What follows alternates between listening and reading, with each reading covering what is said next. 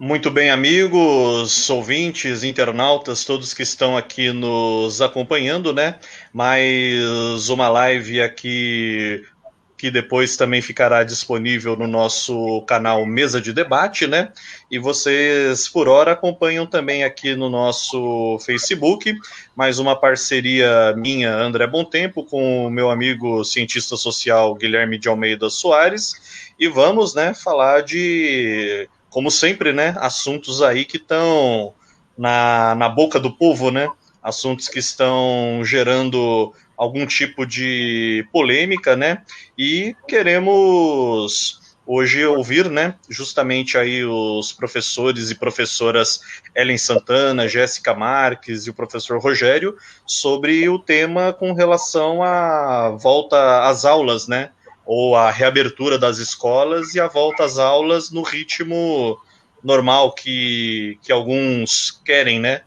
Então, já passo também a bola para o Guilherme para ele fazer sua devida apresentação e já iniciar o debate aí com os três professores.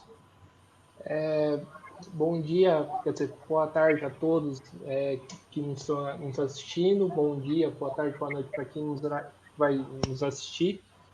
É um prazer imenso receber tanto a Jéssica, tanto a Ellen e o professor Rogério para tratar de um tema que, na verdade,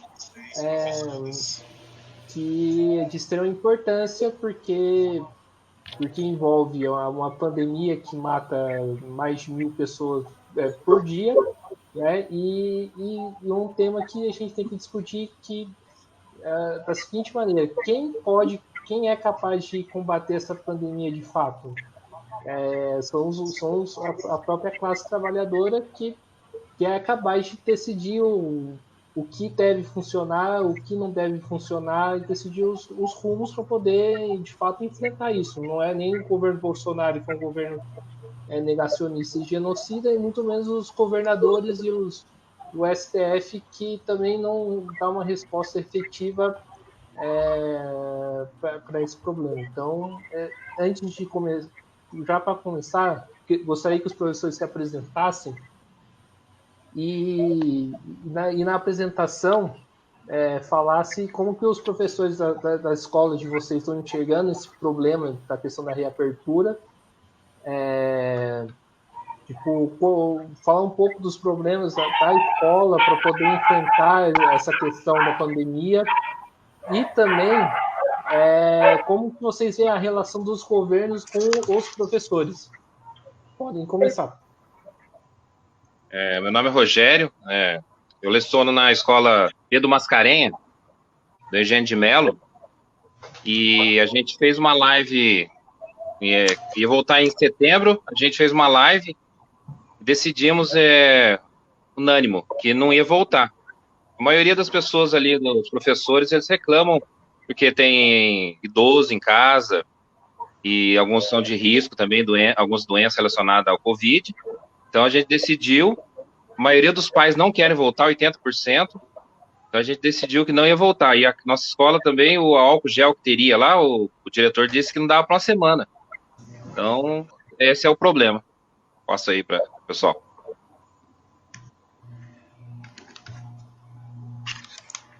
Vou falar aqui, então. Meu nome é Ellen, eu leciono História na região de Guarulhos, numa escola do estado chamada Novac. E a situação está tensa, né? Eu acho que o governo, até ele antecipadamente, ele foi correto, né, no fechamento das escolas. E eu sinto que ele está cedendo a pressão das redes particulares, né?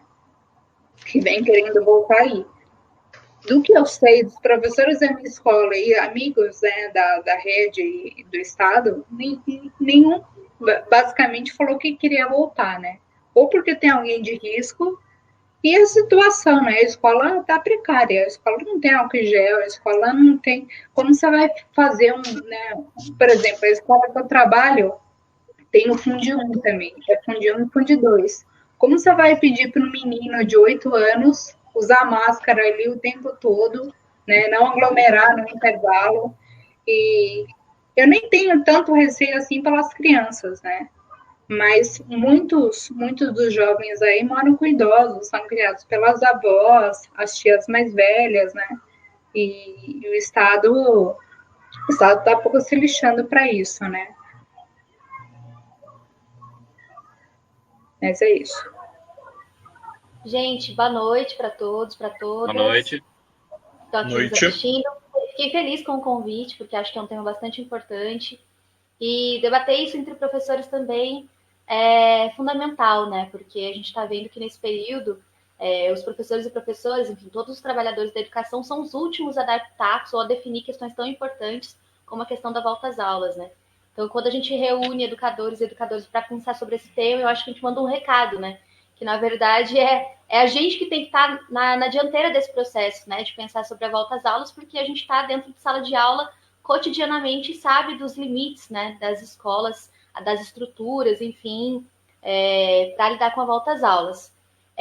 Como já me apresentaram, eu sou Jéssica, sou professora da Rede Municipal de São José dos Campos, atualmente licenciada por conta das eleições, mas sou professora da EMF Áurea Cantinho Rodrigues, né, no centro de São José. Em São José dos Campos, né, a rede municipal, ela passa por uma situação diferente de outras redes do país, né? Poucas redes de educação voltaram com as atividades presenciais, como é o que aconteceu com a rede municipal de São José. Então, os professores, as professoras, todos os trabalhadores da educação estão quase desde o início da pandemia trabalhando presencialmente nas escolas, sem os alunos, mas elaborando todas as atividades a partir da escola.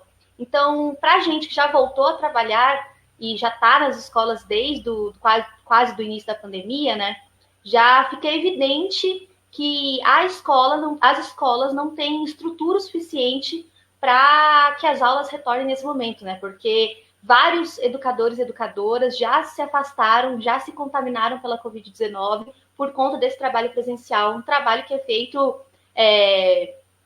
com pouca gente na escola, né? Mas que mesmo assim já mostrou que pode contaminar muita gente. Então, se os alunos retornarem nesse momento, a gente percebe que a infecção pelo coronavírus é algo que vai estar colocado para o ambiente escolar, né? Então, todos os professores e professores, enfim, educadores no geral, trabalhadores da educação, são totalmente críticos à volta às aulas, porque já sabem, né? Já tem inclusive a experiência de que não dá para voltar por conta da situação das escolas.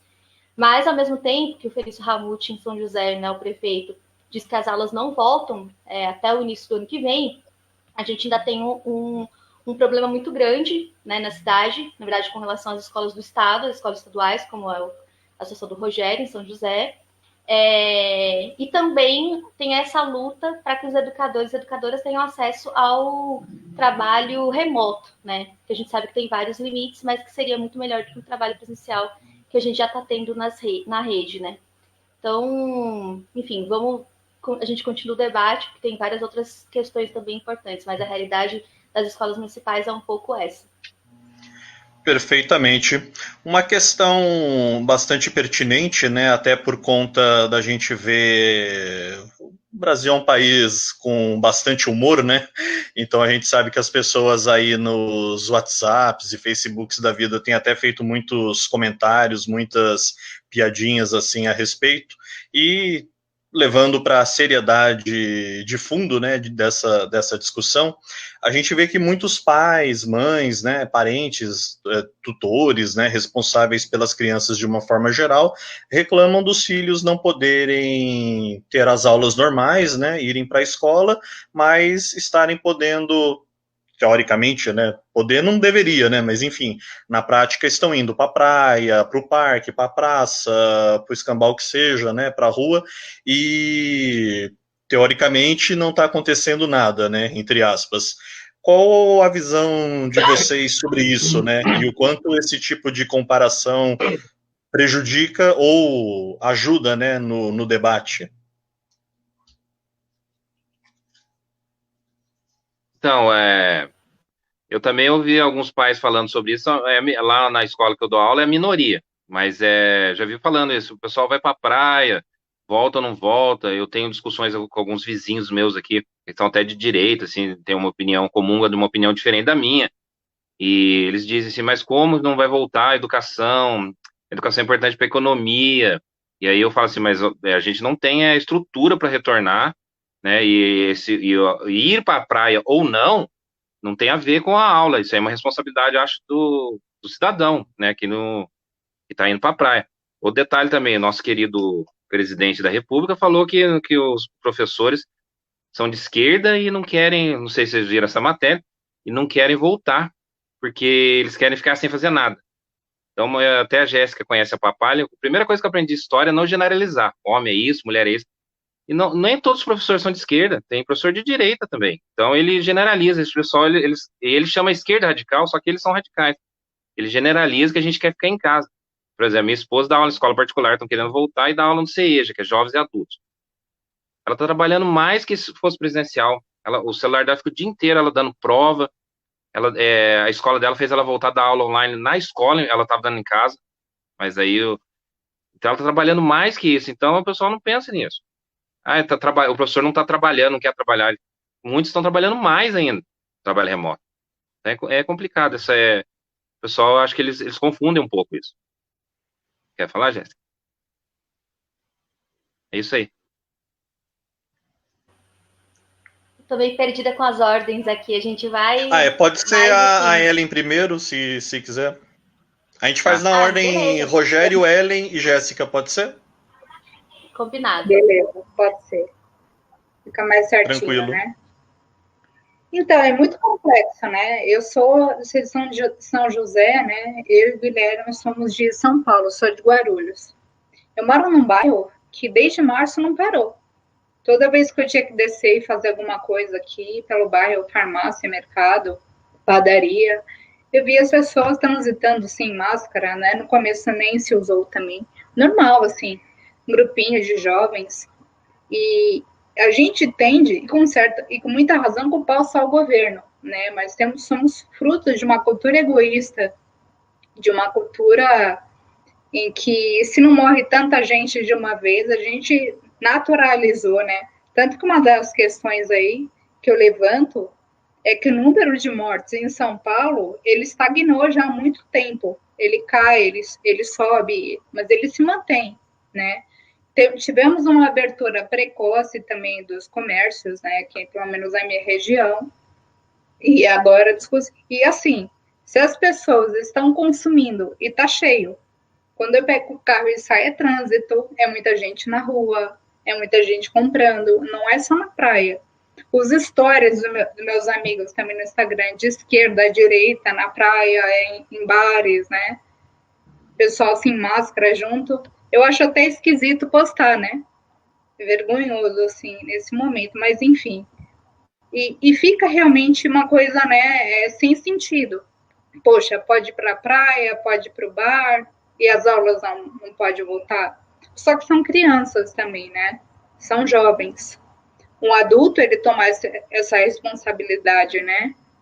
Num país liberal, entre aspas, é uma coisa, né? A gente forçar esses jovens a ir na escola, tudo bem que o Estado, ele fala que vai ser 35%, pelo menos aqui em Guarulhos, em São Paulo, 35%, que a educação ela vai ser mais desigual, né? Se não tivesse retorno no último bimestre, que a gente não vai conseguir fazer nada, porque o ensino ele vai ser híbrido. Então, eu vou estar na sala de aula, né? E eu vou estar online também. Eu vou ficar muito mais sobrecarregada do que eu já estou. Eu faço chamada de vídeo com eles, desde o começo. Domingo, sábado, de madrugada, eles mandam mensagem, né? Desculpa, professora, eu tô com uma dúvida aqui em relação a isso.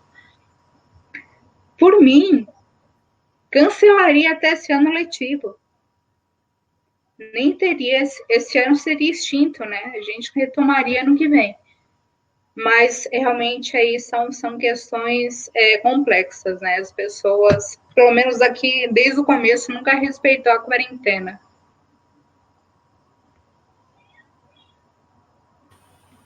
Eu concordo bastante com o que coloca o Rogério e a Ellen. Eu acho que é de fato uma contradição para a maioria das pessoas olharem para as praias lotadas, olharem para os bares funcionando e ao mesmo tempo as escolas fechadas. Mas não é uma contradição e um problema das escolas. É uma contradição dessa flexibilização da quarentena que existiu desde o início, sendo promovida pelo governo Bolsonaro. E, enfim, os governos estaduais, no começo, tentaram fazer um certo tipo de quarentena, né, até um pouco em oposição ao Bolsonaro, mas que depois a gente viu que tem aplicado a mesma política genocida, né? O Dória aqui em São Paulo tem aplicado no estado também a mesma política que o Bolsonaro. Então, para as pessoas fica essa contradição mesmo, eu acho. A gente tem visto um debate na internet nos últimos tempos sobre isso. Ah, como assim, né? Tá indo para a praia? Óbvio que é um problema gigantesco a gente ter essa grande aglomeração.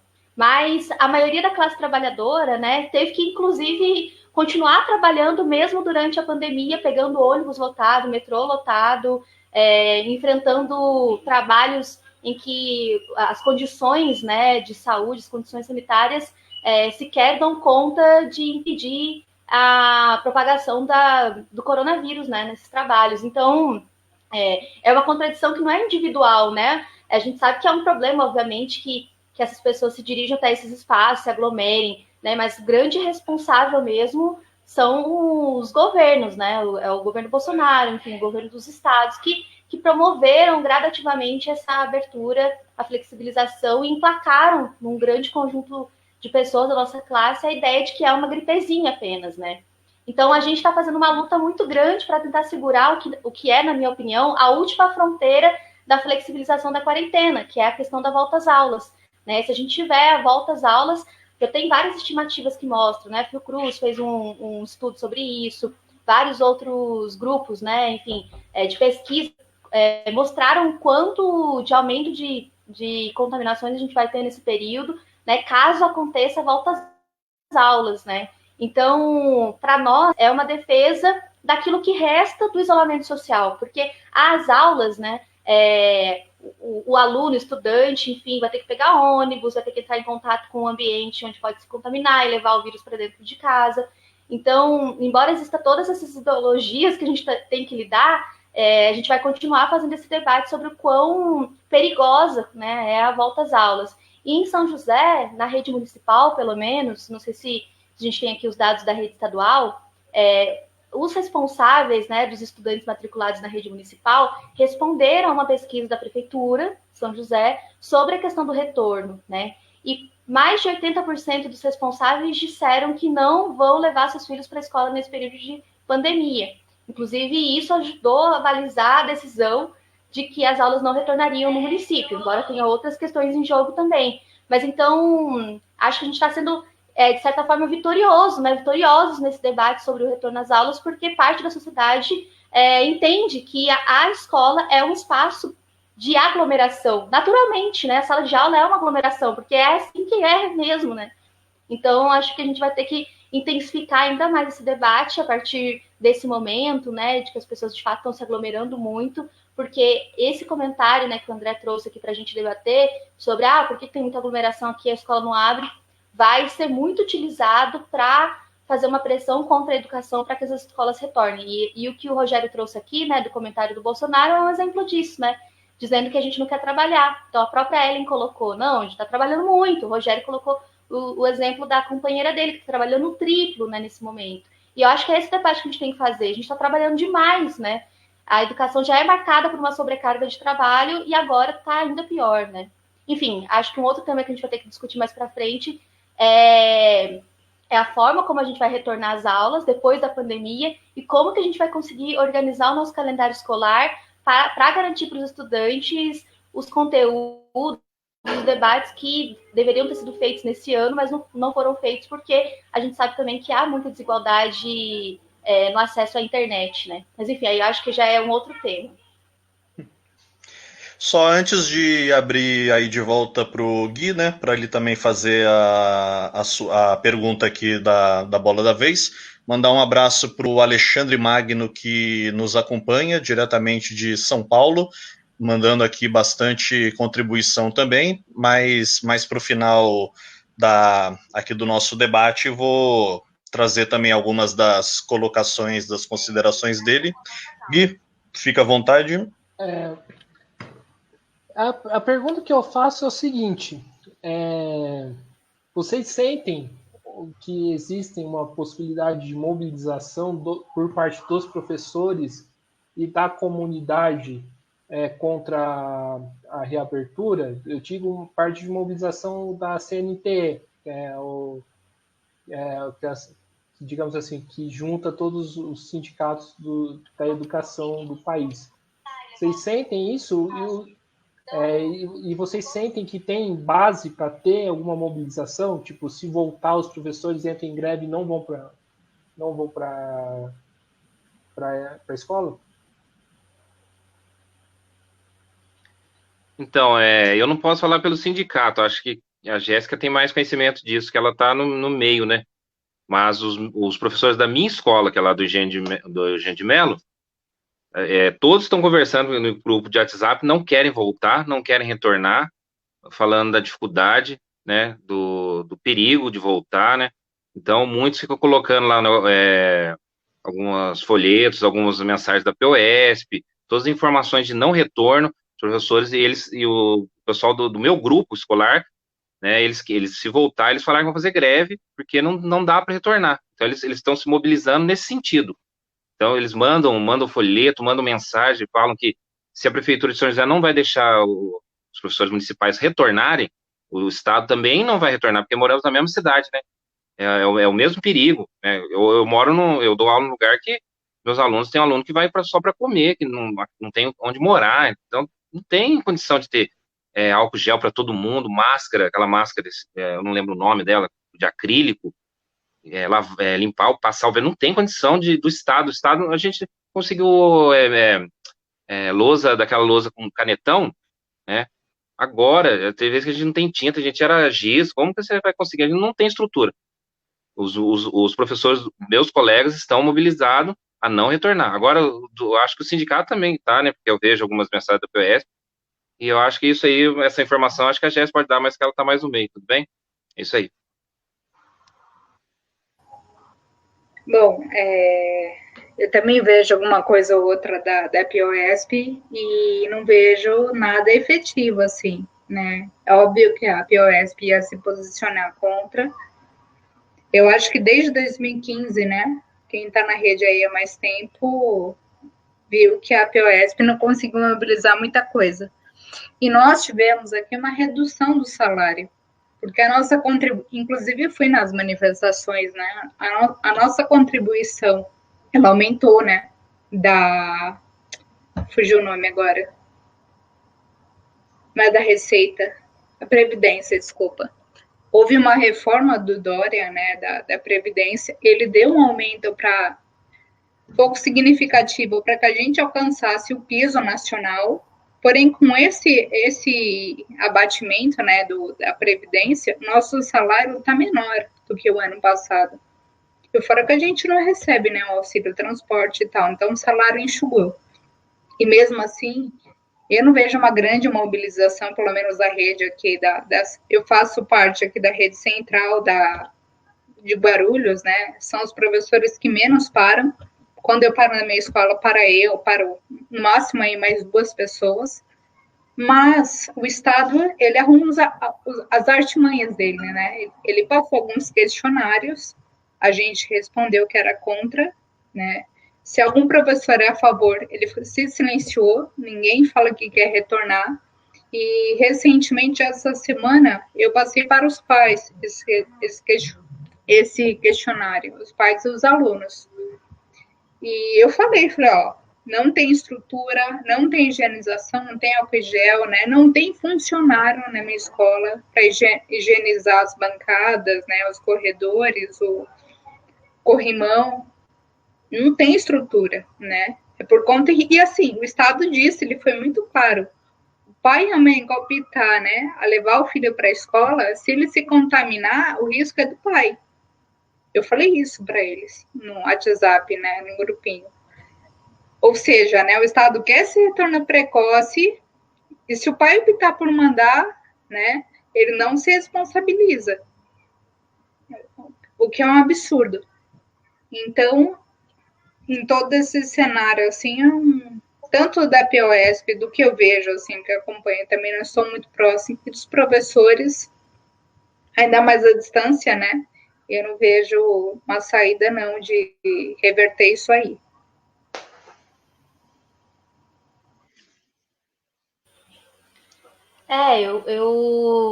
Aqui em São José, a gente tem dois sindicatos, né, que estão diretamente conectados, que representam diretamente a educação, né?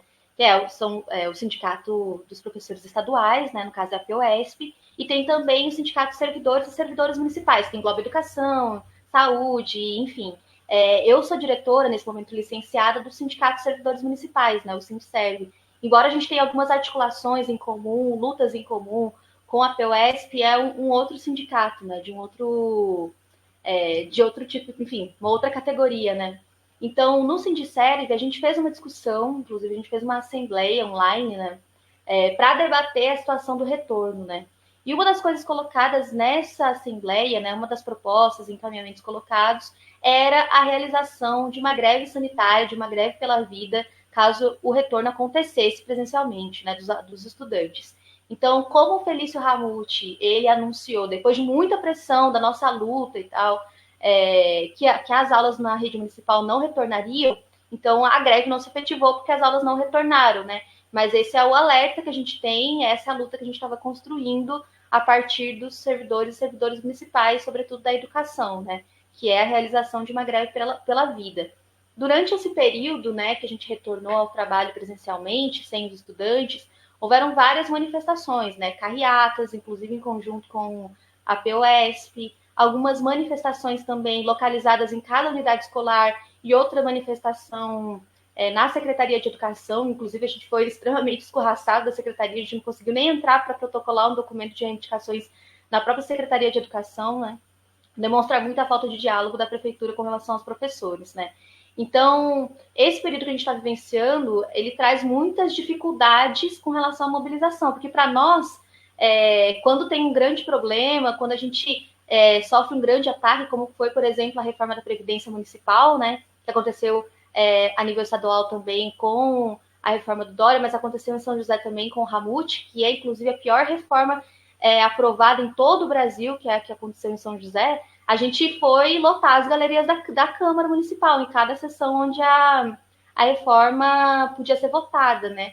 Mas essa mobilização presencial, essa luta presencial, né, ela não pode acontecer nesse momento da mesma forma, porque a gente está vencendo uma pandemia que traz para a gente essa grande responsabilidade de tentar pensar em formas de se organizar sem colocar a vida das pessoas em risco, né? Então, uma dessas alternativas que a gente pensou, já que as mobilizações elas só podiam ser realizadas com todo esse cuidado, e muita gente, inclusive, não foi, porque mora com gente do grupo de risco, ou faz parte do grupo de risco, enfim, é essa questão da greve sanitária, né? Então, como não está mais colocado o retorno presencial, pelo menos para esse momento, então a gente deixou de discutir essa questão da greve, mas se isso voltar novamente, né, se em algum momento, pela pressão do governo Bolsonaro ou dos bolsonaristas da cidade, for anunciada a volta às aulas na rede municipal, a gente vai discutir isso. E eu acho que é uma discussão muito importante da POS fazer também,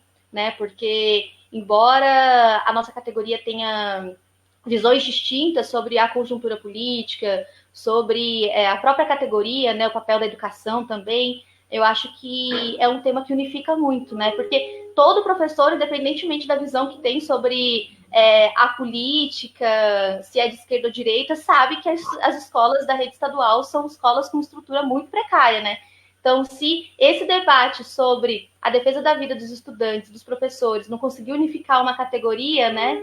Eu acho que demonstra muito dos problemas da categoria, dos sindicatos também, mas eu acho que é algo que precisa ser trabalhado desde já, porque o retorno está colocado para a rede estadual, né? Inclusive, o Dória já até autorizou esse retorno a acontecer, e tem escolas que retornaram, e tem escolas como a do Rogério que não retornaram, porque fizeram um debate mais aprofundado sobre o tema, né? A Ellen já fez algumas considerações a respeito, né? Mas abrindo aí novamente para todos fazerem suas colocações, cancelar o ano letivo pode ser uma solução ou pode gerar complicações, né? Talvez a longo prazo? Como vocês avaliam isso? Eu avalio que se dá para cancelar o ano letivo, porque até agora, as aulas remotas, mesmo com as dificuldades que os alunos têm de acesso à internet, de compreensão, de não estar presencialmente ali com o professor, na explicação, então a gente está conseguindo levar, porque o Estado, né, a Ellen acho que sabe, é o CMSP lá, é o nosso aplicativo, né? Mesmo sendo assim, o Classroom, alguns aplicativos, a gente está conseguindo passar a informação para o aluno está conseguindo estudar, mesmo que ele tenha dificuldade, né? Ele manda as informações para a gente no WhatsApp, eu fiz grupos de sala, né, para dúvida, estou dando algumas informações para ele. Esse ano, eu acho que enquanto não tiver vacina, nós temos que cancelar esse ano e continuar o ano que vem, porque a gente consegue. Eu acho que a vida é mais importante do que o ano letivo, né? A gente consegue recuperar o ano letivo, mas a vida a gente não se recupera. Então, eu acho que o olhar do governo não é um olhar humanitário, é um olhar assim, mais econômico, né? Eles olham pelo lado da economia. Se voltar à aula, volta a cantina, volta a papelaria. Então, acho que tudo esse ciclo da economia que eles estão querendo. Eu acho que no olhar deles não é bem estou preocupado com o estudante não vai aprender, não vai se tornar um cidadão. Eu acho que o olhar é econômico, o olhar não é humanitário. Então, eu acho, esse ano para mim está perdido. Eu acho que temos que continuar com as aulas remotas, os aplicativos que a gente está fazendo, e aí quando tiver uma vacina, quando tiver seguro, a gente retorna às aulas e vê e tenta fazer uma recuperação, né, contínua. Eu acho que é isso. Bom? É um tema delicado, né? Eu concordo muito com o que o Rogério disse. É um olhar econômico, nada humanitário. Não estão preocupados com os alunos. E nunca estiveram, né? Quem está na rede sabe muito bem que aluno é um número para o Estado. Mas o cancelamento do ano letivo que eu defendo, ele tem que ser feito um trabalho ano que vem. E não é a gente que vai resolver. Quem está acostumado com a educação sabe, é tudo culpa do professor. Então, a gente que vai ter que dar reforço, né? Em cima de português e matemática, só porque é só o que interessa, né, na lei hoje. E se vira. Vamos lá. Não. A pandemia já mostrou o quanto ela é desigual, né? Teve vários mapas aí mostrando que quem está morrendo é periferia. Então, ela começou com um discurso, o rico trouxe, né? Veio-se um discurso que ela não escolhia ninguém, não, ela escolhe, né? A gente tem uma população mais pobre, que come mal, que trabalha, que serve os ricos, né? Que se expõe muito mais e está morrendo mais. E educação é a mesma coisa, né? Questão do acesso tá complicado. Eu optei fazer chamada de vídeos, monto o slide, dou uma aula, né? Fico um dia inteiro preparando lá a aulinha para eles, mas são poucos que acessam, né? Infelizmente. Mesmo no Classroom, às vezes eu estou numa chamada com eles e, de repente, escuto um barulho, né? Eles, sem querer, abrem o microfone, ou seja, eles não têm um ambiente ali para estudar. É a mãe que chama, é o pai que não respeita o padrasto, né? O irmãozinho pequeno, são as tarefas de casa, né? Que eles têm que fazer e tal. E assim, se a gente em casa já não produz tanto, né? Uma pandemia, que já é difícil, dá preguiça, é estressante, né? Você confunde o ambiente, casa de trabalho é ruim. Imagina uma criança. E sem o apoio e o amparo dos pais, né? Na escola particular, como o pai paga, né? Tudo gira em torno do econômico. Então, tem uma fluidez muito maior. O acesso é muito maior. Então, se cancelar e não fizer um trabalho de recuperação, não com a gente só, a gente pode até fazer, né, um trabalho, tentar recuperar o conteúdo, mas tem que vir gente de fora, né? Talvez o contraturno, eles têm que ter um trabalho forte de recuperação do Estado, né? Tem que se investir dinheiro, coisa que o Estado não faz. E não vai fazer, acredito. Então, eu ainda acho que o cancelamento é o caminho. Esse ano também a gente ficou muito perdido, né? No começo, então, de entender como a gente ia trabalhar. Muitos professores não dominam isso aqui, não dominam tecnologia, né? Não tem uma educação para isso, né? Do Estado, preparar os professores para essa realidade. Então, assim, esse ano, pelo menos no estado, eu sinto que foi meio que perdido.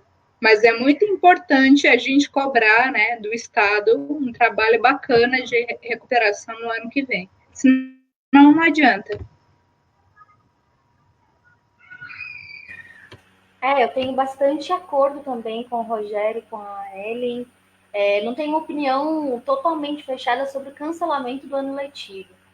Eu acho que é um tema bastante complexo e implica num debate muito profundo com a comunidade escolar, né? Eu acho que para o próximo período é o que tem de mais importante na luta em defesa da educação de qualidade, que é debater com a comunidade escolar, com os estudantes, professores, enfim, a galera que está totalmente ligada ao processo educacional, né, cotidianamente ligada, sobre o que vai ser da educação no pós-pandemia, né? Eu acho que tem várias lacunas, vários problemas. O primeiro deles é a questão da falta de acesso que a maioria dos nossos estudantes vivenciaram nesse período, né? A gente sabe, desde o início da pandemia, várias pesquisas foram feitas sobre o quanto os estudantes não estavam conseguindo acompanhar as aulas, né, nesse período, por não ter acesso à internet, ou por não ter algum acompanhamento em casa, um espaço adequado de estudos.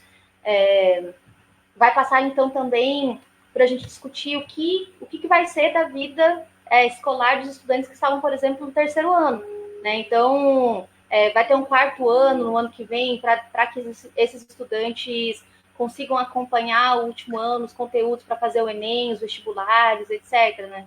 É a mesma coisa com o ensino infantil também, né? Vai sair do quinto ano para ir para o sexto ano, mas sem ter feito efetivamente o sexto ano, o quinto ano, aliás. Então, tem muitos debates que são muito sérios que a gente vai precisar se debruçar nesse próximo período, cobrando, como a Ellen disse, dos governos, das prefeituras, para que essa reestruturação ela esteja, sim, apoiada pelos governos, mas que ela saia das mãos dos professores, né, das professoras, que a gente consiga pensar junto, né, nessas saídas para a educação. Então, o cancelamento do ano letivo, ele ajudaria no sentido de que demonstraria para toda a sociedade um problema que é real, que é o fato de que os estudantes não conseguiram acompanhar esse ano.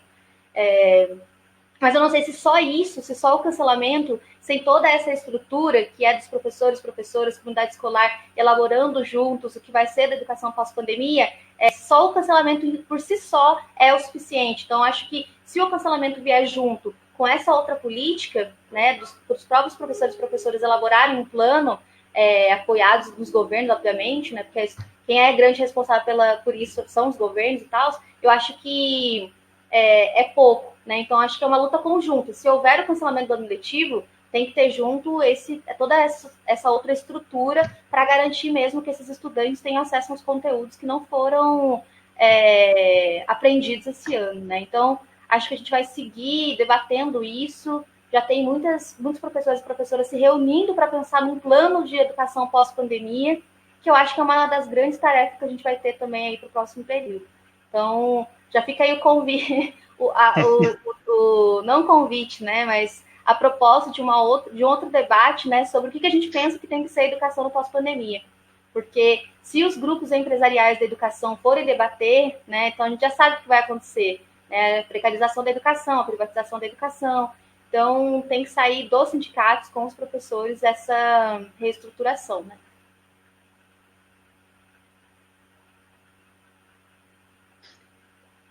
Seu microfone... agora abriu. Certo. Todo mundo sabe que a profissão de professor é bastante precária atualmente, né? Com o retorno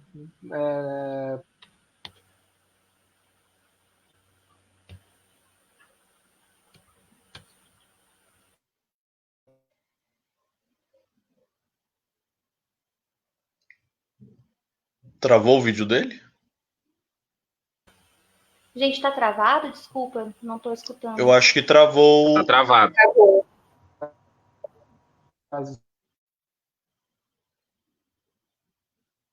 Ué. Escolas, em plena pandemia. Aí.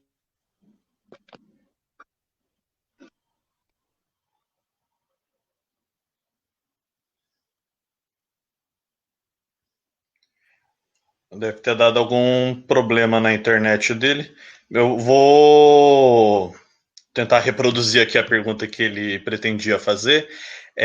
Sabemos que o professor é uma categoria, né, uma profissão bastante precária, e com o retorno das escolas e a política de deixar na responsabilidade dos pais, caso algum aluno seja contagiado, né, isso pode agravar ainda mais a precarização, a situação de precarização que já é uma realidade, né, no meio educacional. Então, só para vocês verificarem. Voltou? Opa, voltou? Pode falar? Não, essa mesma pergunta. Tá. É que ele estava completando o que você falou. Então, a gente retornando, né, ou não retornando, o Estado ele está tão querendo responsabilizar o professor que eu não assinei, um monte de professor não assinou, que veio um documento lá no SEDUC, né, Secretaria nossa, Digital da Educação, para o professor se responsabilizar caso ele retorne. Então, eu assino um papel, me responsabilizo, que se eu ficar doente, o problema é meu, o problema não é do Estado, então o Estado está tirando o corpo fora. Tem isso, eu não assinei, mas a Ellen falou isso, as artimanhas do Estado. O Estado faz umas artimanhas, faz tudo.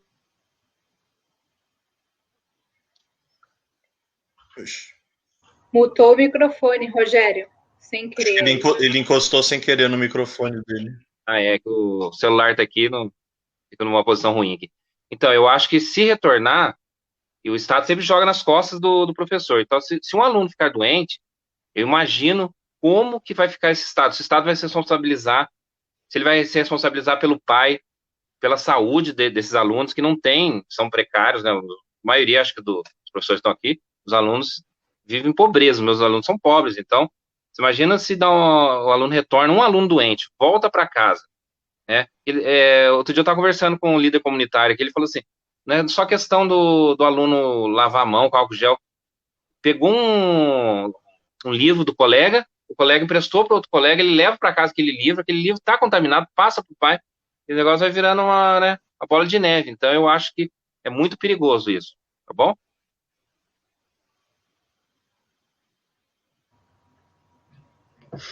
Ellen? Eu concordo também muito com o que o Rogério disse, né? Além do mais, né, não só impressar o livro, o vírus é comprovado, ele fica no ar, né? Como você vai pedir para um aluno usar máscara ali o tempo todo, né? Assim, quietinho ali de máscara, sem se aproximar do colega no período de aula. Eu tenho 6º ano, por exemplo. É impossível isso, né? Não tem condição alguma. E esse fato mesmo do Estado, né? É um Estado autoritário, porque ele manda questionários, mas ele não escuta a gente, né? Eu não sei se vocês acompanham a página do Rocieli, o nosso secretário, né? Ele está fazendo uma persuasão ali, né? Dizendo que o aluno está depressivo. E realmente rola um estado emocional difícil, né? Imagina o número de casos de abuso que esses meninos não sofrem em casa. Não só abuso sexual, né? De todos os tipos. Eles são obrigados ali a quarentenar, né? Com a família e tal. Tem essa questão, sim, que ele fala, mas é muito complexo, porque é uma questão social, né? É uma questão muito profunda, social, da educação dessas famílias, né? Sem estrutura alguma também, que está vindo tudo à tona, né? Isso é ótimo também. A gente está refletindo isso na pandemia, que a questão é muito mais além, né? Do que voltar ou não para a sala de aula. Mas não tem condição alguma, né? O número de mortes, quem é a favor da vida, né? Quem é a favor de uma vida, não tratar a vida como números, não faz sentido, né? Não tem como defender uma volta. Por mais que tenha esses casos, seja complexo, que o aluno ele tem a questão emocional ali afetada, que ele não tem alimentação correta, né? Fora da escola, mas é vida ou morte, né? Isso tem que ficar muito claro. Tudo a gente consegue, um trabalho, cobrando, né? Se organizando, a gente consegue cobrar para o ano que vem. Mas vida ou morte, vidas que se perdem, não é impossível a gente fazer alguma coisa, né?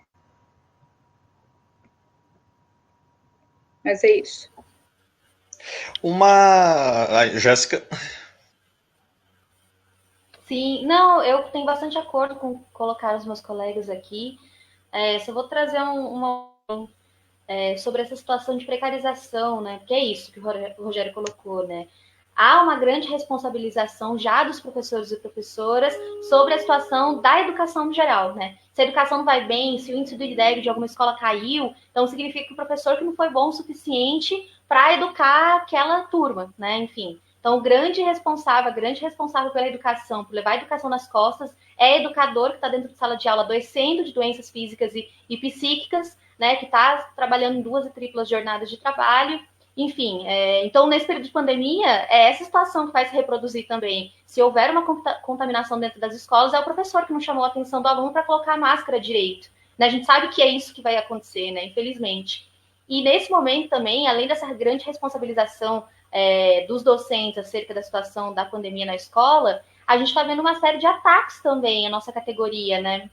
Em São José, como um exemplo aqui, a gente teve, por exemplo, né, os professores e professoras eventuais do município que estão desde o início da pandemia sem receber salário, né? Estão abandonados aí pela prefeitura, professoras da Fundas, que é uma fundação que presta serviços à prefeitura, né, ligada à prefeitura, que demitiram suas funcionárias, suas professoras PDs, né, de prazo determinado. Então, isso acontece no Estado também, tem milhares de professores e professoras eventuais abandonados pelo Estado, né, pelo João Dória, e eu acho que no próximo período, enfim, a gente está colocando prognósticos aqui já baseados na visão que a gente tem sobre a educação, vai ter que existir uma grande batalha também para que haja contratações, de professores, porque a gente sabe que se a gente tiver, mesmo depois de uma pandemia já muito diminuída, com números menores de casos, enfim, a gente vai ter que ter uma reestruturação das escolas. Né? Não dá para a gente continuar dentro de sala de aula com 30, 40 alunos, como é no estado, 45 alunos, mesmo no momento onde a pandemia esteja menor, né? Enfim, diminuindo. Também não vai dar para a gente continuar com o mesmo quadro de funcionários da limpeza, que nesse período estão sobrecarregados. A gente vai precisar lutar para que haja um aumento no quadro de funcionários da limpeza, né? A mesma coisa da cozinha, assistência de direção, enfim, né? E um outro elemento, eu não sei se vocês vivenciam isso no estado, mas eu imagino que sim, porque eu acho que é geral, existe uma grande perseguição da nossa categoria, assim, do ponto de vista ideológico. Na rede municipal, por exemplo, um professor de artes, ele fez uma atividade, colocou essa atividade na plataforma online da prefeitura, era uma atividade que continha um stencil com o rosto do Bolsonaro, um stencil, inclusive, premiado na Bienal de Artes, e bolsonaristas da cidade, que inclusive são pré-candidatos à prefeitura e tal, fizeram um grande estardalhaço, acusando os professores de doutrinação, de ser de esquerda radical, enfim, promovendo esse tipo de conteúdo em sala de aula, enfim, perseguiram esse professor, enfim. Isso tem acontecido não só com esse professor, mas com muitos outros professores e professoras da rede, né, da estadual também, mas no municipal é muito frequente. Professores, inclusive, que tiveram suas atividades alteradas porque colocaram questões relativas à situação da pandemia na cidade. Então, a prefeitura quer, inclusive, esconder o que acontece com a pandemia, o que tem acontecido na cidade, né, os grandes números de pessoas contaminadas. Então, eu acho que é um outro tema que a gente tem que debater também, né? Essa questão do quanto a educação ela foi ainda mais tem sido ainda mais precarizada e atacada nesse momento de pandemia. Então, enfim, são muitas lutas, né, que se complementam.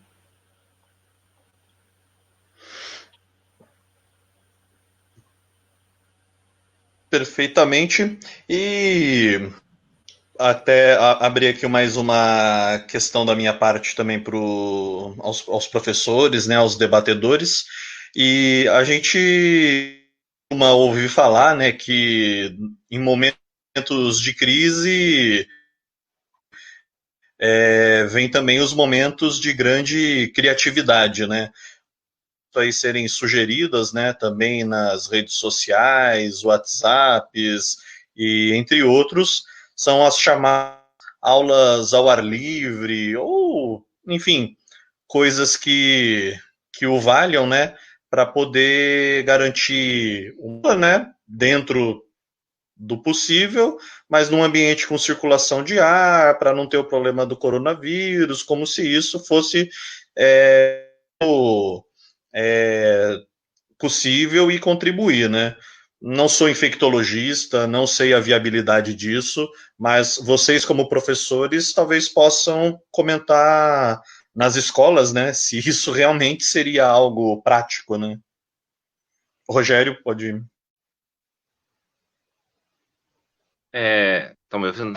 Eu acho que a aula ao ar livre, eu acho que não daria certo, porque o nosso contingente de alunos é muito grande, mesmo que venha 35%, 25%, não há como, não há estrutura, né? Não há estrutura de quadra. Na minha escola não tem uma quadra, tem uma quadra só, e não tem os corredores são pequenos, não tem como uma estrutura de colocar aula ao ar livre, mesmo que venha aluno, uma menor quantidade de aluno, pode circular o vírus ali, porque o adolescente ele vai estar com tanta saudade, né, ele vai estar com tanta carência, né, de atenção, que ele não vai conseguir, igual a Ellen falou, eu também dou aula para o 6º ano, eles têm aquele negócio de abraço, de correr, né, oi professor, eu acho que eles não vão conseguir ficar parados, e ao ar livre, o vírus circula, né, então você não consegue, eu acho que isso aí é mais uma desculpa para tentar retornar e o olhar econômico. Então, não tem esse olhar. Se tivesse um olhar humanitário, eu falo assim, esse ano cancela, a gente vai fazer as aulas, né, pelos aplicativos, né, e as mídias, né, que a gente tem, e o ano que vem, e enquanto isso eu achei legal a ideia da Jéssica, a gente vai debatendo, conversando entre os professores, diretores, né, a comunidade, qual a melhor forma de retornar essas aulas, né. Então, eu acho que a aula ao ar livre, ou mesmo com um contingente menor de aluno, eu acho que mesmo assim a gente está com perigo de ser contaminado, alunos, né, e levar para casa, né? Isso aí. Bom, isso é uma balela, né? Isso me irrita até, né? Essa romantização em cima da precarização, né? Esses dias uma amiga mandou um professor lá, um amigo, escrevendo no azulejo de casa, né, ensinando e tal. Criatividade nada, né? Isso tem a ver com a pergunta passada. Isso é precarização, né? Da gente, nesse momento da aula, sim. O que a pandemia trouxe de positivo, né? Tudo tem o seu lado bom, foi a questão da gente se modernizar, né? Usar mais esses meios, por exemplo, fazer uma live aqui, né? Coisa que antes da pandemia, não pensava nessa possibilidade de fazer live com os alunos. Eu também sou coordenadora de cursinho, né, popular. Então, os meios, né, que a gente está usando para dar aula, isso é bem bacana. Agora, dar aula ao ar livre, eu não vi isso aí, essa posição aí do secretário, do Dória. Mas, assim, também na minha escola, você dá uma aula livre no momento de não pandemia é muito bacana. Você prepara, né, o espaço, os alunos para isso. Fica de olho nos alunos tranqueiras, né, que correm pela escola, que é muito difícil uma sala de aula, né. A Jéssica levantou isso muito bem. Uma das pautas minhas na educação é que se diminua o número de alunos por sala, né. Está insustentável isso. Mas eles, é um pouco o que o Rogério disse, né? Faz parte, de novo, das artimanhas, né? Do Estado querer convencer, talvez, que a população que tem os meios, né? O vírus fica no ar, mesmo que eles vão para o ar livre, eles não estão isentos de se contaminar, para convencer a população, né? Que, especialmente atendendo aí a demanda das escolas e faculdades privadas, né, em que está perdendo aluno, eles querem voltar. Então, o Estado ele precisa ali garimpar os seus meios, né, de convencimento ali para as pessoas achar que esse retorno de alguma forma pode ser seguro. E a responsabilidade é toda nossa, né? Se ele se contaminar, se você se contaminar, se essa aula ao ar livre, ele corre, ele quebra a perna, a culpa é sua, né? Enfim. A gente está calejado já, né? Educação é sempre culpa nossa. Mas é isso. Tenho bastante concordância com o que colocaram o Rogério e a Ellen. A gente vivencia uma pressão muito grande das escolas particulares, sobretudo nesse momento, com essa questão da inovação, né? É possível fazer aula online de qualidade, ou é possível dar aula respeitando o distanciamento social em parques ou no ambiente mesmo escolar. E quando a gente vai para a nossa realidade, né, quando a gente relembra as escolas onde a gente já deu aula, ou a gente dá aula, a gente sabe que não é possível que isso aconteça por vários motivos, né?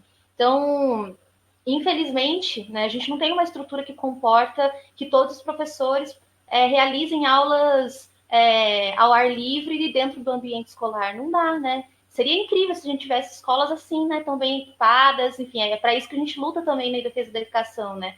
Para que a escola seja um ambiente agradável, que comporte todo mundo, com qualidade, com dignidade, né, para os estudantes, para os professores, né? Então, essa situação da pandemia e a pressão do setor empresarial da educação, que já trazia muitos estragos à educação pública, agora ainda é muito maior, né?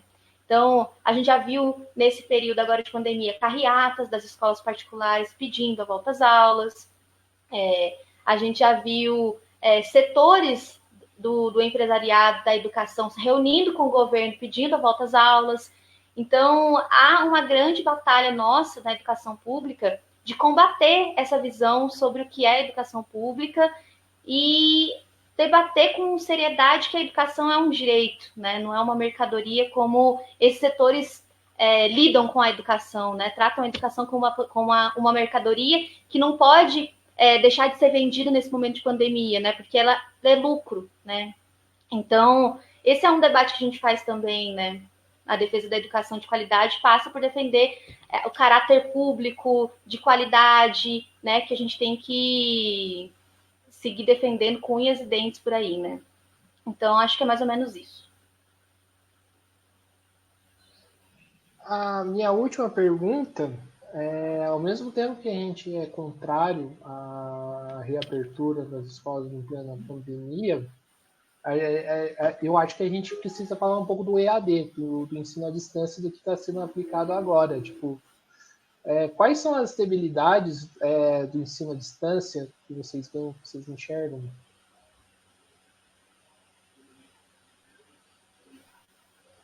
A maior dificuldade que eu vejo assim, no ensino à distância é o aluno não ter acesso uma internet de qualidade. Então, o acesso ao aluno à educação à distância, isso dificulta um pouco, né? Também a outra dificuldade, o aluno, que eu sinto que meus alunos, mesmo eles indo na escola, alguns não prestando atenção, mas a aula presencial, o professor conversando com o aluno, dá uma segurança para o aluno não consegue tirar dúvida na hora, diferente dele mandar no WhatsApp, às vezes você demora para responder, então o colega tira dúvida, então a aula presencial, isso é a dificuldade deles, a aula presencial. Então eu acho que essa é a maior dificuldade do aluno, não ter o professor ali para tirar sua dúvida, a distância, né? E também muitos alunos que não têm, tem alunos lá que vão buscar o material impresso lá na escola porque ele não tem acesso. Então eu acho essas duas apontamentos que eu faço, o aluno não ter uma internet de qualidade, né, e o aluno ter essa dificuldade da aula online, né, dar com o professor, o aluno gosta do professor, mesmo que tiver alguns estudos que queriam que todas as escolas fossem online, porque era uma ideia do Dória, de ter aula online, porque daí ia cortar mais o salário ainda, não precisa pagar transporte, alimentação, né, e essa é umas ideias do Dória. Mesmo com essa ideia, eu acho que a aula presencial faz a diferença para o aluno e o acesso, tudo bem?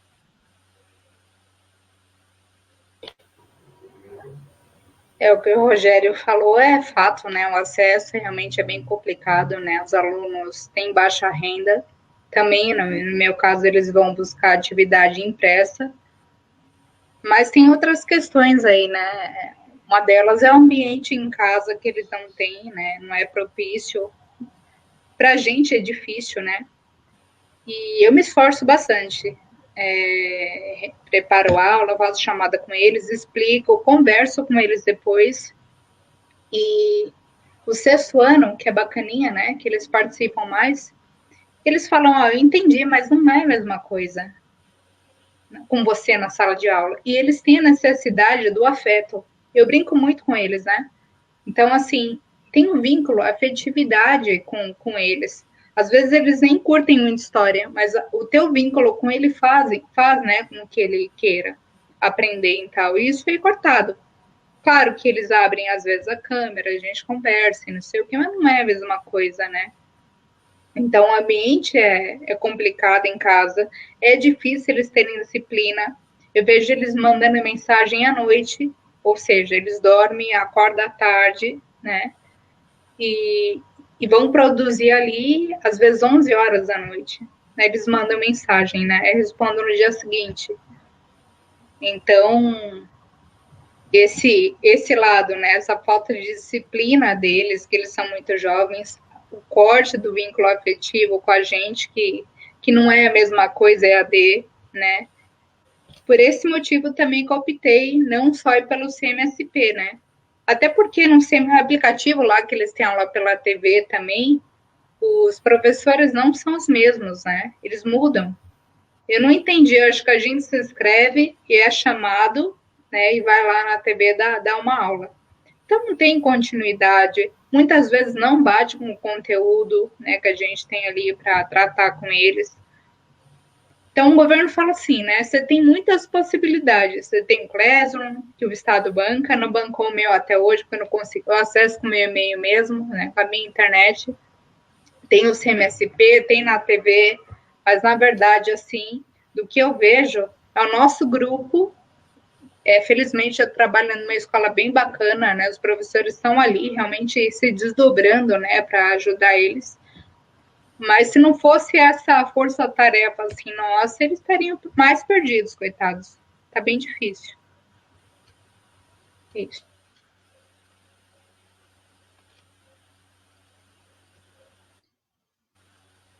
Oi, gente, desculpa. Me perdi assim, às vezes, ainda estava achando que o meu microfone estava desligado. Eu acho que tem vários aspectos problemáticos da educação à distância, né? Foram muito bem colocados pelo Rogério e pela Ellen. Eu tenho pleno acordo em tudo que colocaram. E eu acho que existe todo um projeto do bolsonarismo, né? Da Damares Alves também, que batia muito nessa tecla da educação à distância, do homeschooling, né? Essa coisa de tirar o estudante do ambiente de doutrinação dos professores marxistas, de esquerda, comunistas, para colocar em casa, para receber uma educação que aí sim é doutrinária, né? Porque é uma educação que não permite o acesso ao saber socialmente construído pela humanidade, enfim, né? Que a gente debate, né, dentro da sala de aula, dentro das escolas, né? Então, é uma luta muito grande que a gente tem nesses últimos anos, né, principalmente, contra a educação à distância, porque é isso que o Rogério colocou. A educação à distância representa a precarização do acesso à educação, a precarização da carreira docente, porque possibilita a diminuição de salários, né, e faz com que parte dos estudantes realmente não tenham acesso, não consigam se formar com qualidade depois de ter passado anos e anos na educação. E também eu acho que é uma maneira de reduzir o que significa a educação, né? A educação não é só um professor, um aluno dentro de sala de aula. A educação também é a garantia de uma alimentação de qualidade dentro das escolas. A educação também é a relação dos estudantes com seus próprios colegas dentro das escolas, né? Também é a relação dos estudantes com os professores e seus pais. Então, é toda uma complexidade de vivências, né, que transforma a educação naquilo que pode fazer com que a gente discuta mudanças da realidade, ou que faça com que a gente garanta que esses estudantes tenham acesso ao que é construído pela humanidade, né? Enfim, estou até me repetindo aqui. Então, existe esses projetos de ataques à educação, né, a educação à distância. Esse momento de pandemia trouxe a possibilidade dos governos realizarem um grande laboratório, né, para saber o que podem ou não podem utilizar da educação à distância. Então, a gente com certeza vai enfrentar tentativas de estabelecer a educação à distância como um ensino híbrido, né, daqui daqui para frente, para a redução de estudantes em sala de aula. Acho que a gente tem que brigar bastante nessa tecla para que isso não aconteça, né, dessa forma, né, com a educação à distância. Então, enfim, é parte desses grandes ataques dos conservadores da educação, dos ultraliberais e dos grupos empresariais, né, para a educação pública, obviamente, porque a educação privada vai continuar funcionando com a máxima excelência para garantir que os filhos da burguesia brasileira consigam estudar nas melhores universidades e sigam dominando a classe trabalhadora, né? Perfeitamente. Estamos encaminhando aí já para o final do nosso debate, né? O tempo passou bem rápido, né? Um assunto bastante interessante aqui, um papo bem legal. Colocar uma pergunta que não estava prevista, né? Mas eu nunca perco a oportunidade quando estou conversando com algum professor, seja ele da rede estadual ou não. Nós temos uma presidente do sindicato, né, a POSP, que já tem seus bons anos, né, para não dizer décadas à frente do sindicato, e agora, mesmo após ser eleita deputada estadual e estar com outros cargos, pelo menos a informação que me chegou até o momento é que ela continua sendo também presidente do próprio sindicato. Em outra, falando de uma forma mais chula, né, não largou o osso. Como vocês, professores, enxergam, né, uma situação dessas?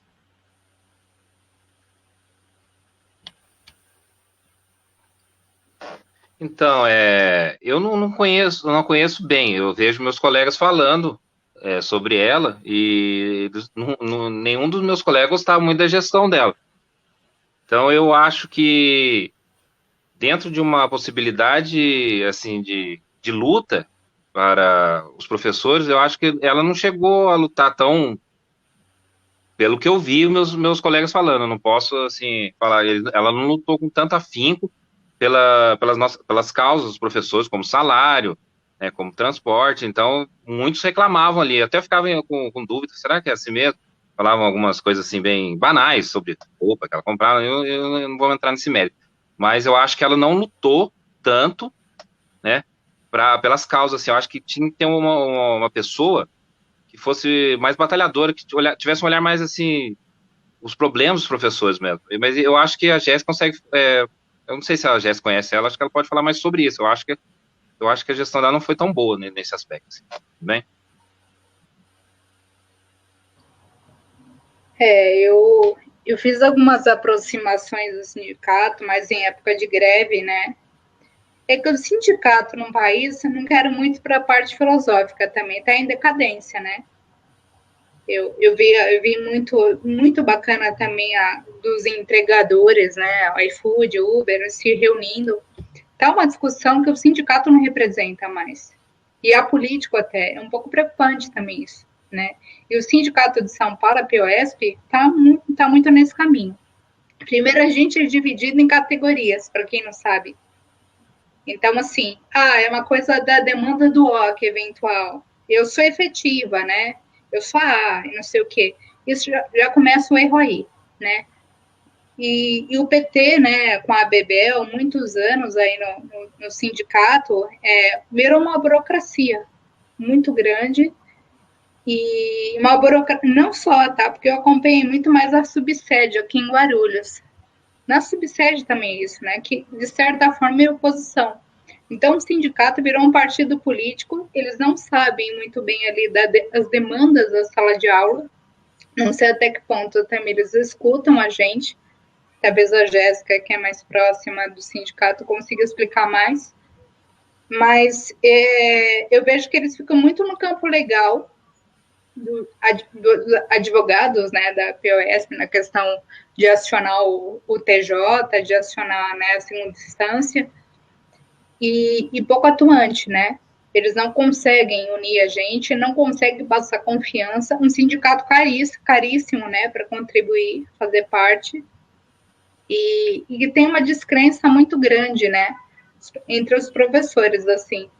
Tanto que se você é RE, né, que é representante lá sindical, as pessoas te olham com desconfiança, né? As pessoas acham que você tem um interesse ali, que você não é tão educador quanto ele. Então, tem o preconceito da parte dos professores, que é uma questão de sindicato no país, não só no país, no mundo, né? Até vi um artigo esses dias sobre a África do Sul, vários países em que a questão de representatividade política, né, e a sindical é uma delas, está sendo refeita. A gente está num período de muita mudança, né, ao meu ver, assim, da classe trabalhadora, de representação dessa classe trabalhadora. E eu não sei muito bem ainda o que vai ser, né? Como que vai ser a política pós-pandemia, nesse período aí de transição que vem antes da pandemia, né? A greve de 2015 foi uma vergonha. Quem participou, né? Enfim. Resumidamente é isso. Eu também tenho... Jéssica Marques. Tenho impressões parecidas com as que os colegas pontuaram aqui, né, colocaram. Esse ano, na verdade, a partir do ano passado, eu me aproximei mais do sindicato, nesse caso não é a PUESP, né, o Sindiserve, ao ponto de participar das eleições sindicais e ter sido eleita junto com outros e outras companheiras, né, de categoria para a diretoria do sindicato, né? Então, eu estou na diretoria do Sindiserve desde o início desse ano. Mas eu acho que essa discussão que a Ellen traz, que ela coloca que é filosófica, é bastante importante para a gente entender os sindicatos de maneira geral, e eu acho que a PUESP também, que é a situação do quanto os sindicatos foram perdendo a relação com a classe trabalhadora, que é viva, que é múltipla e que sofre mudanças a todo instante, né? Então, na educação, por exemplo, nos últimos anos, a gente foi sofrendo uma precarização do trabalho docente. Então, tem os efetivos, tem efetivos que têm planos de melhor, no caso da rede municipal. Então, a gente tem duas categorias divididas em planos, onde um professor que está dentro de sala de aula, do lado de um outro professor, tem planos de carreira que modificam extremamente a forma como vai se dar o trabalho, as condições de vida desses educadores, mesmo que eles façam os mesmos trabalhos. Então, a gente tem também na PUESP, os trabalhadores do Estado, né, professores do Estado, sofrem muito com isso, né, essa divisão de várias categorias. E as entidades sindicais não conseguiram acompanhar essa transformação da classe trabalhadora, né, ao meu ver, que é uma transformação também de uma classe que começa a identificar outras questões também relativas à classe, que é a questão de gênero, racial, a questão de diversidade sexual, identidade de gênero, que é um tema bastante importante da gente debater, que muitas vezes as entidades sindicais deixam de discutir porque acham que isso não é importante ou pertinente à categoria. Eu acho que isso afasta muito novos trabalhadores e trabalhadoras dos sindicatos, né? A gente tem a burocratização muito intensa das direções sindicais, né? Não só com relação a professores, mas muitas outras categorias, né, com direções e grupos políticos que transformaram o sindicato em um meio de vida, né, e não num espaço de superação das relações desiguais do trabalho, né. Enfim, então acho que a PUESP passa por isso, assim como o sindicato dos servidores municipais passa por isso, né, um grande grau de burocratização que precisa ser atacado, precisa ser reconstruído, destruído para ser reconstruído, para que de fato atenda as demandas dos novos professores, da categoria toda, né, da categoria de conjunto. Então, acho que para a gente conseguir superar isso, e acho que é um grande desafio nosso, ainda mais no período que a gente está vivenciando agora, né, de ataques aos sindicatos, porque o Bolsonaro que fez durante o período eleitoral, atacar o sindicato como se fosse só um espaço de ultra-esquerdista, enfim, a gente viu uma série de ideologias que o bolsonarismo criou para atacar os sindicatos, né? Então, nesse momento em que os sindicatos são atacados e que, ao mesmo tempo, a gente não concorda com várias práticas de vários grupos sindicais, eu acho que o que há de importante para a gente fazer, que pode ajudar a modificar essas estruturas sem destruir essas estruturas, né? Então, é a aproximação da base da categoria dessas direções, né? Então, por exemplo, no sindicato dos servidores do Estado, dos professores do Estado, existe a representação de base, né? Dos professores municipais não existe ainda. Então, a gente está lutando para fazer o quê? Para que essa representação se ligue ao sindicato, para que, então, os professores e demais servidores possam estar mais próximos dos rumos do sindicato, né, das direções da direção, das decisões da direção do sindicato. Então, acho que trazer para dentro da estrutura sindical esses novos professores, professoras que são combativos, que começaram a atuar de forma política recentemente, eu acho que é fundamental para a gente ter essa renovação, que não é renovação tipo, de idade simplesmente, porque eu acho que não é disso que a gente está falando, né? Mas uma renovação das ideias e concepções sobre o que tem que ser o sindicato, né? E fortalecer o sindicato nesse próximo período vai ser fundamental para a gente continuar tendo um mínimo de direitos, né? Então, os sindicatos são muito importantes, a gente precisa ocupar esses espaços e transformar a forma como eles atuam, né? E aí foi, inclusive, com essa concepção que eu entrei no sindicato, né? Para poder ajudar que a entidade fosse mais combativa, mais atuante na luta pelos direitos dos servidores, né? E das servidoras. Perfeitamente. Caminhando então para o encerramento desse belo debate, né? Agradecer aqui a professora Ellen Santana, a Jéssica Marques, professor Rogério Martins. Antes de passar a bola para o Gui também fazer suas considerações finais, né? Só trazer aqui um dos comentários dos ouvintes, né? O Alexandre Magno. Como mensurar a volta das aulas se há muitos pais e mães que não estão trabalhando por causa dos filhos que estão em casa? Como mensurar a segurança dos professoras se as escolas não têm estruturas, não somente pelo Covid, mas pelas condições de um monte de coisas que há muito tempo os profissionais da educação vêm reivindicando? Está tudo muito confuso e difícil. Acho que ele, como um ouvinte, né, como alguém que acompanhou aqui, traduziu muito bem, né? Está tudo muito confuso, né? Mas é isso aí. Gui?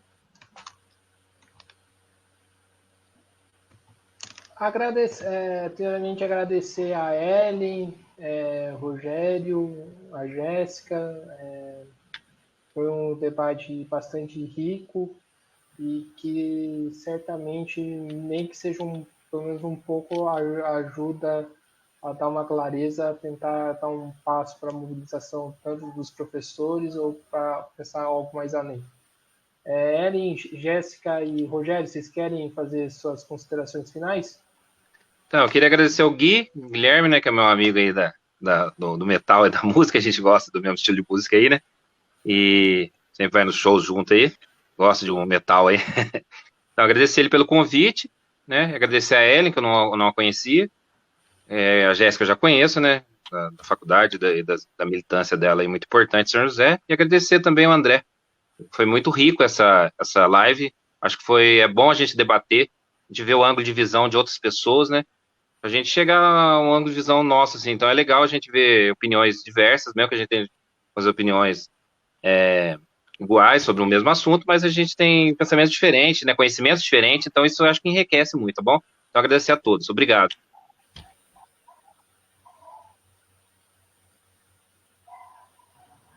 Agradecer também o convite, né, eu acho que eu conheci o Guilherme só, muito bacana, né, a Jéssica, incrível, né, a Rogério também enriqueceram bastante assim a percepção.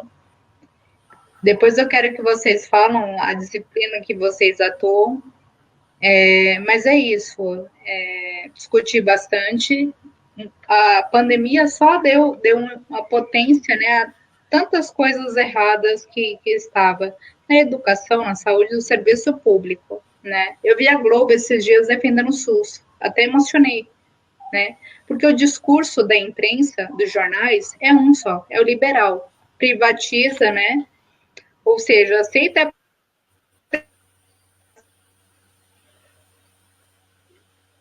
Eita, acho que travou. Do seu trabalho e o patrão vai te pagar melhor. Voltou? Voltou. Então, assim, esse discurso, né, do bolsonarista lá do começo caiu por terra. Então, a gente está um trabalho precário. Os itens da cesta básica altíssimo, educação escancarada, aí a precarização, a falta de estrutura e a saúde nem se fala. Então, são muitos debates aí para refletir, para pensar, para fazer, né? E espero revê-los aí em outras lives, qualquer coisa aí me chamem, os que ficaram com a gente até o final. Gente, agradeço muito também. Obrigada, André, Guilherme. O André que eu já conheço aí, né, tá sempre convidando para participar de vários debates, né, várias questões diferentes, educação, feminismo, censura nas escolas, então é um grande parceiro aí.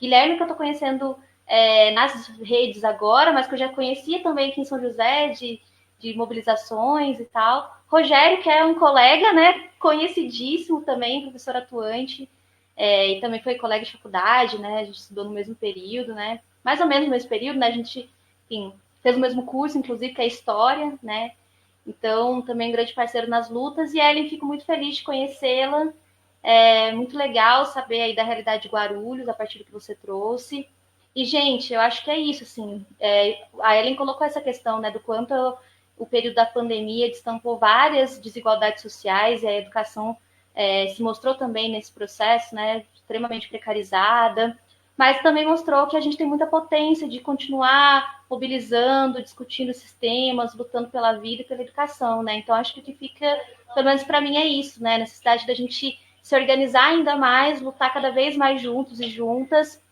em defesa dos direitos que são essenciais para a nossa categoria e para os nossos alunos e alunas, né? Então, vamos que vamos e estamos juntos. É isso aí. E obrigada, gente. Boa noite para todo mundo. Bom final de semana. Perfeitamente. Novamente agradecendo aí a todos, né? Citar aqui a Alaide Leite, Lari Silva, Fernanda Guiar, Patrícia Paradiso, Rosane Lobo, Alexandre Magno, que já falamos, o Mauro Bueno, entre outros que não aparecem nessa lista, né? Mas eu acompanhei aqui que também assistiram por outros grupos, né? E afins. Agradecer novamente aí a todo mundo, né? E é isso. O debate, a live logo mais estará também disponível em vídeo no canal do YouTube, né? Mesa de debate. Então, encerrando, muito obrigado.